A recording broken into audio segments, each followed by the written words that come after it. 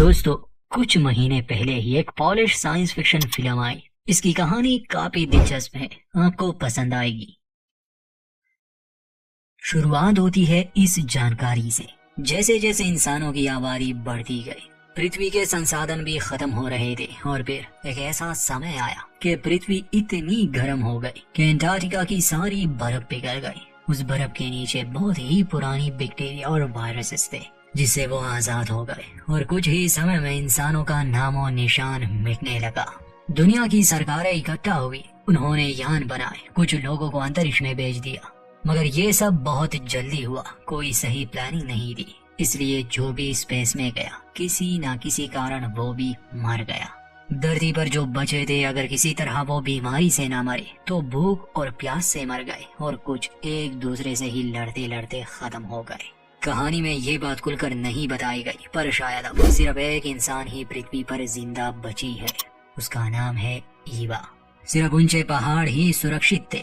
ईवा भी एक पहाड़ी पर रहती थी और उसके पास एक रोबोट था। फिल्म में उसे कोई नाम नहीं दिया गया, इसलिए हम इसे आर्थर पुकारेंगे।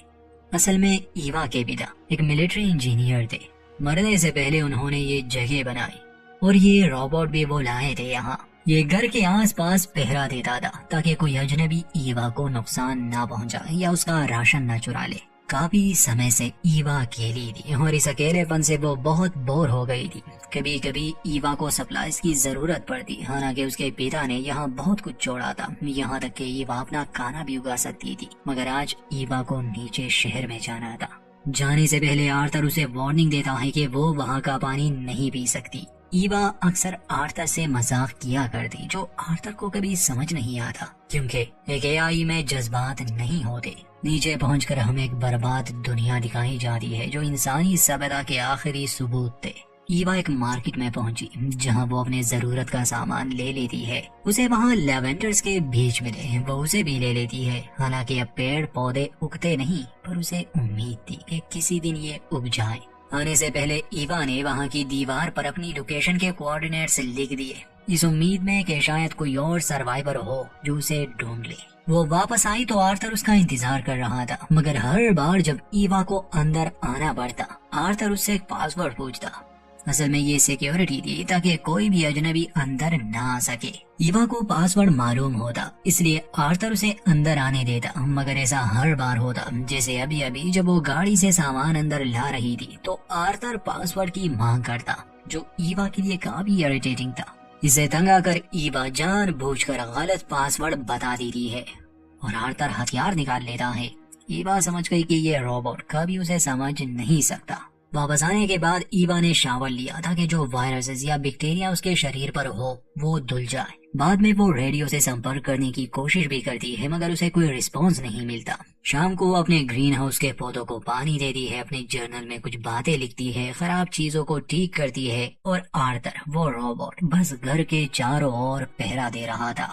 अगली सुबह ईवा कुछ सोलर पैनल्स को इंस्टॉल कर रही थी, तब वो मजाक मजाक में आर्थर से कुछ पहेलियां पूछने लगी। 2 पहेलियों का जवाब आर्थर दे पाता है, मगर तीसरी पहेली का जवाब उसे नहीं आता था। ये 3 रोबोट्स के बारे में था। असल में इस पहेली को सिर्फ इंसान ही समझ सकते थे।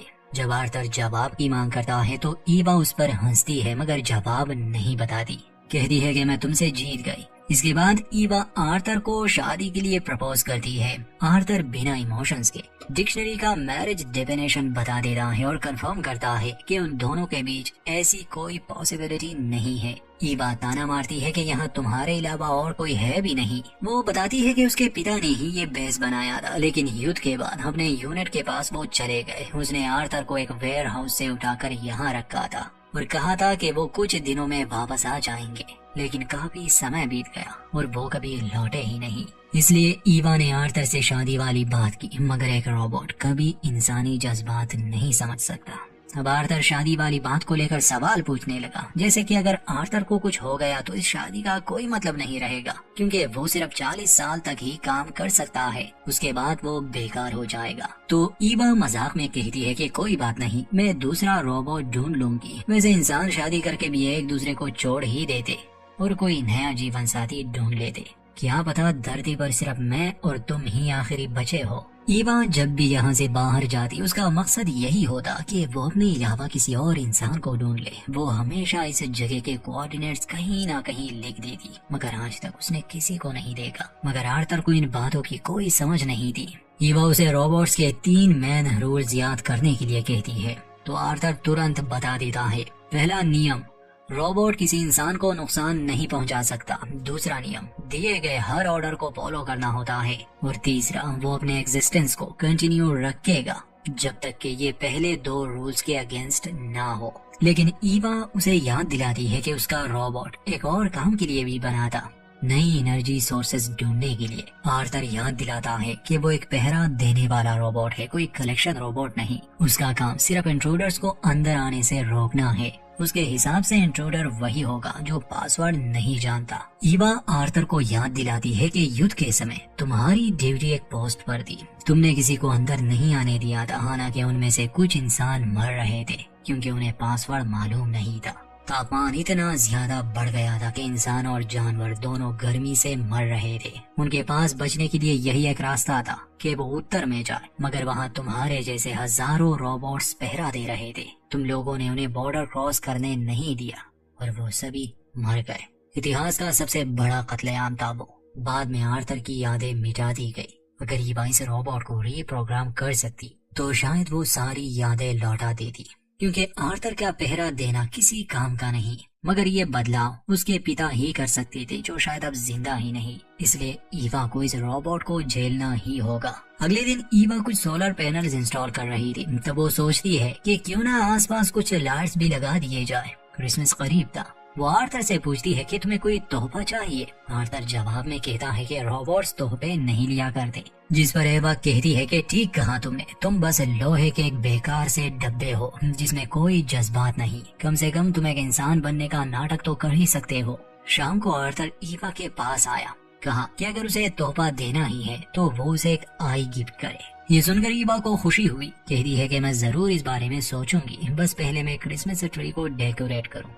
आर्थर एक बार फिर से उसे रेडल के बारे में पूछता है, जिसका जवाब अभी तक ईवा ने नहीं बताया था, मगर इस बार भी ईवा बताने से इनकार कर देती है। अगले दिन ईवा आर्थर से कहती है कि मुझे कोई आर्टिफिशियल ट्री ही ढूंढना होगा, क्योंकि अब असली ट्रीज तो बचे ही नहीं। जाने से पहले आर्थर उसे वही इंस्ट्रक्शंस देता है कि वो एक्स्ट्रा ऑक्सीजन टैंक ले और वहाँ का पानी बिल्कुल ना पिए। ईवा जैसे ही अपना सामान लेने घर के अंदर जाने की कोशिश करती है, आर्थर फिर से पासवर्ड की मांग करता है। ईवा को पुराना पासवर्ड याद था तो वो उसे बोल देती है, मगर आर्थर कहता है कि पासवर्ड गलत है। असल में हर 3 महीने बाद इस रोबोट का पासवर्ड बदलता था और ये सभी कोड्स ईवा के पिता ने एक जर्नल में लिख दिए थे, मगर अब वो जर्नल अंदर था। नया पासवर्ड बताने के लिए ईवा को वो जर्नल चाहिए था, मगर आर्थर तो एक रोबोट था, वो उसे जाने कैसे दे सकता था। ईवा को जितने भी शब्द याद थे वो सब बोल देती है, मगर उसमें कोई भी सही पासवर्ड नहीं था। अब ईवा बुरी बसी। वो रोबोट से नेगोशिएट करने की कोशिश करती है, उसे याद दिलाती है कि यहाँ सिर्फ मैं ही हूँ, तुम्हें मेरी सुरक्षा के लिए यहाँ लाया गया था। मगर आर्थर अपने प्रोग्राम से मजबूर था। अब ईवा उसके लिए अजनबी थी। कुछ देर बाद ईवा सोचती है कि वो चुपचाप आर्थर के करीब से गुजर जाएगी, मगर आर्थर अपने हथियार को एक्टिवेट कर देता है। इसमें खतरा ज्यादा था, ईवा को वो आसानी से मार सकता है। कुछ देर के लिए ईवा वहाँ से चली जाती है ताकि कुछ सोच सके। कुछ समय गुजर गया, वो वापस आर्थर के पास आई जैसे कि कुछ हुआ ही नहीं। कहती है कि मुझे कुल्हाड़ी चाहिए पेड़ काटने के लिए। जैसे ही वो अंदर जाएगी आर्थर को पासवर्ड भी बता देगी, मगर आर्थर जिसे याद था कहता है कि कोई जिंदा पेड़ बचा ही नहीं, तो फिर तुम्हें कुल्हाड़ी किस लिए चाहिए। अजीब है कि इसे ये बात याद है, मगर ये नहीं कि इसे सिर्फ ईवा की ही सुरक्षा करनी है। एआई हेल्पफुल हो सकते हैं मगर भरोसे लायक नहीं। ईवा उसे समझाने की बहुत कोशिश करती है। आर्थर उसे जानता था कि वो कौन है, मगर पासवर्ड तो उसे बताना ही होगा। ईवा समझाती है कि आर्थर उसे बस 1 मिनट के लिए अंदर जाने दे ताकि वो पासवर्ड को एक बार देख सके, उसके बाद सब ठीक हो जाएगा। और अगर वो गलत पासवर्ड बोले तो आर्थर उसे मार सकता है। लेकिन आर्थर याद दिलाता है कि वो ऐसा नहीं कर सकता, क्योंकि उसका मकसद इंसानों को सुरक्षित रखना है, न कि उन्हें मारना। ऐसे हालात में वो सिर्फ एक अनजान व्यक्ति को एलिमिनेट कर सकता है, जो कि इंट्रूडर होगा, यानी कोई भी जो पासवर्ड नहीं जानता। ईवा समझ चुकी थी कि ये एक डेड एंड है, इसलिए वो पीछे हट जाती है। रात उसने बेस के बाहर ही बिता दी। आर्थर को परेशान करने के लिए उसने आसपास पत्थर भी फेंके, मगर आर्थर अपनी जगह से हिला ही नहीं। अगली सुबह ईवा को एक आइडिया आया। वो अपने कपड़े उल्टे पहनकर, मुंह ढककर आर्थर के पास आकर कहती है कि वो एक रेफ्यूजी है। वो याद दिलाती है कि universal declaration of human rights के आर्टिकल 14 के मुताबिक हर इंसान किसी दूसरे देश में पनाह ले सकता है अगर अपने देश में उसे खतरा हो तो। आर्थर एग्री करता है कि वो इस मुद्दे पर तब तक बात करेगा जब वो जनरेटर के पीछे से वापस आएगी। आर्थर इस बात से एग्री करता है, मगर यहाँ ईवा ने गलती की। एक बार वो रेफ्यूजी के शक्ल में आई और दूसरे बार एक अजनबी के शक्ल में। तीसरी बार वो वापस से ईवा के रूप में आर्थर के सामने आई। आर्थर तुरंत रिपोर्ट देता है कि एक अजनबी इंसान यहाँ आई थी और एक रेफ्यूजी भी। ईवा उसे कहती है कि अगली बार जब वो रेफ्यूजी आए तो उसे पानी की ऑफर करना। ईवा दोबारा चुप जाती है, अपना लुक चेंज करती है और रेफ्यूजी बनकर वापस आती है। वो आर्थर से पानी मांगती है, लेकिन आर्थर तो उससे सवाल पूछने लगा, जैसे कि वो पॉलिटिकल रेफ्यूजी है या क्लाइमेट रेफ्यूजी। ईवा क्लेम करती है कि वो एक पॉलिटिकल रेफ्यूजी है, क्योंकि क्लाइमेट रेफ्यूजीज के पास कोई राइट्स नहीं होते। लेकिन आर्थर सबूत मांगता है।